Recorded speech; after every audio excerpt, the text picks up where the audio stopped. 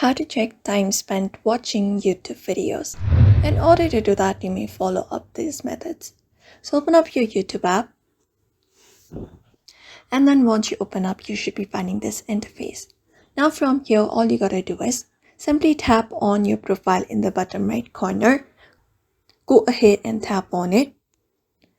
And then once you tap on it, all you gotta do is from the space, scroll down, and there, right under Get YouTube Premium, you will be finding option called Time Watched. So all you gotta do is simply tap on it. And once you tap on it, here you will be getting your insights, how much time you have spent watching YouTube videos.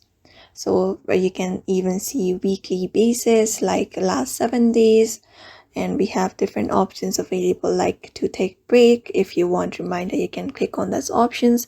We also have autoplay, so if you want to turn it off, you can tap on that option or turn it on as well. And here is basically the total analysis of how much time you spent watching YouTube videos.